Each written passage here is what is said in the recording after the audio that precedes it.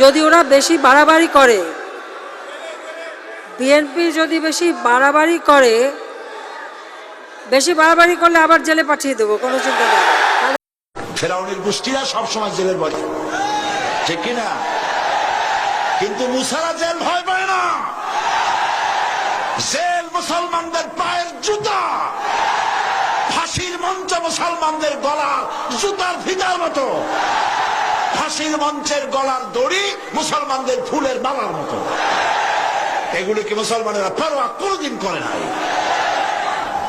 সুপ্রিয় দর্শক শ্রোতা, দূর দূরান্ত থেকে, দেশ দেশের বাহির থেকে, যে যেখান থেকে দেখছেন আমাদের ভিডিও, সবাইকে জানাই আন্তরিক সালাম, অভিনন্দন। আজ আমাদের একটি নতুন ভিডিও নিয়ে আপনাদের সামনে হাজির হয়েছি। এখান থেকে 15 বছর আগে আল্লামা দেলোয়ার হোসেন সাঈদী বলছিলেন, ফেরাউনের গোষ্ঠীরা সবসময় নাকি জেলের ভয় দেখে।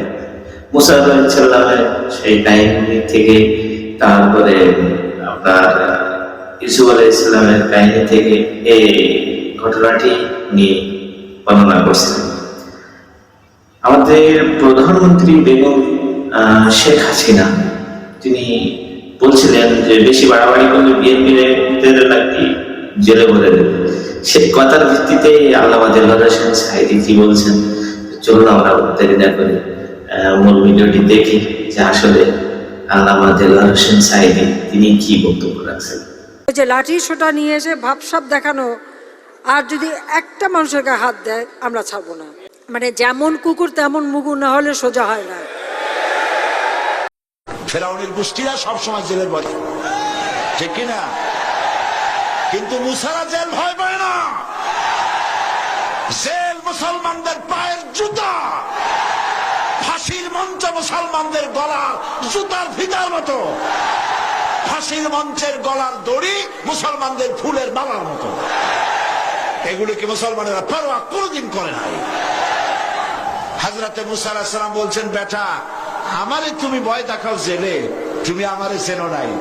আমি মুসা কালিমুল্লাহ, আল্লাহর সাথে কথা কই, আমি আল্লাহর পয়গম্বর, তোর জেলের পরোয়া আমি করি না। মুসা আলাইহিস সালামের সাথী নাই, সঙ্গী নাই, লোক নাই, জন নাই।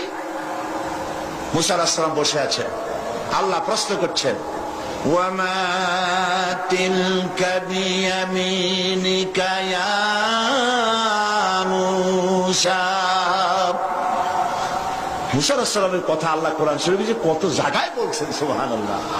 খুব আদরের নবী। মুসা তোমার ডান হাতে ওটা কি? মুসা আলাইহিস সালাম বললেন, হিয়া আসায়া, এটা আমার একটা লাঠি। এই লাঠি দিয়া আমি ভর করে দাঁড়াই, এই লাঠি দিয়া আমি পাতা পাড়িয়া ছাগলের খাওয়াই, এই লাঠি দিয়া আমার ভেড়া ছাগল ইত্যাদি অন্যান্য প্রাণী থেকে হেফাজত করি, এই লাঠি দিয়ে আরো অনেক কাম করি। এখন প্রশ্ন হচ্ছে, আল্লাহ জিজ্ঞেস করলেন এটা কি? উনি বলবেন এটা লাঠি, এত কথা বললেন কেন? এই যে পাতা পাড়ি, এই করি সেই করি, এত কথা বলার দরকার কি? দরকার এই জন্যে মুসা আলাইহিস সালামের সাথে আল্লাহ প্রথম কথা বলতেছেন। মুসা আলাইহিস সালাম চাইলেন এইটা জিজ্ঞেস করে লাঠি বলে যদি ছাড়ি দিই, তাহলে আল্লাহ যদি আর কথা না কয়, একটু কথা লম্বা করি। আল্লাহর সাথে কথা বলার যে মজা, সুবহানাল্লাহ, তিনি লম্বা করলেন। আল্লাহ বললেন, লাঠির যে ফজিলত তুমি বলছো ওইটা আছে, কিন্তু আর একটা জিনিস আছে লাঠির মধ্যে যা তুমি জানো না, তুমি লাঠিটা ফালাই দাও। মুসা আলাইহিস সালাম লাঠি ফালাই দিলেন। লাঠি যখনই ফেললেন, হিয়া হাইয়াতুন তাসআ, বিরাট সাপে পরিণত হয়ে গেল, অজগর হয়ে গেল। মুসা আলাইহিস সালাম ভয় পেয়ে গেলেন। নবী হোক আর যাই হোক, সাপ দেখলে কেনা ভয় পায়? আল্লাহ রাব্বুল আলামিন হযরত মুসা আলাইহিস সালামকে বলে দিলেন, খুযহা ওয়ালা তাখাফ সানুঈদুহা সিরাতাহাল উলা। খুযহা, ধরো, ওয়ালা তাখাফ, ভয় পেও না। আল্লাহ বলছেন ধরো, ভয় পেও না। এখন যদি ভয় পায় তাহলে সর্বনাশ হবে না? সর্বনাশ হয়ে যাবে। যেহেতু আল্লাহ বলেছেন ভয় পাইও না, ধরো। মুসা আলাইহিস সালাম সাপ যতই বড় হোক, আল্লাহ বলছেন ভয় পাইও না, তিনি ভয় পান নাই, ধরেছেন। কি হয়ে গেল? আবার লাঠি হয়ে গেল, প্রথম অবস্থায় ফিরে এলো। সেই জন্য আল্লাহ পাক মুসলমানদেরকে কোরআনে অনেক বুঝাইছেন, তোমরা বাতিলে ইসলামের শত্রুদের চক্রান্ত তোমাদের কাছে অনেক বড় বলে মনে হয়, কি জানি বিশাল বাংলাদেশের শান কোণে মেঘ জমা হয়ে গেছে, না জানি কোন সময় লন্ডভন্ড হয়ে যায়, সর্বনাশ হয়ে যায়, তারা দলবদ্ধ ভাবে এগিয়ে আসছে ইসলাম ধ্বংস করে দেওয়ার জন্য।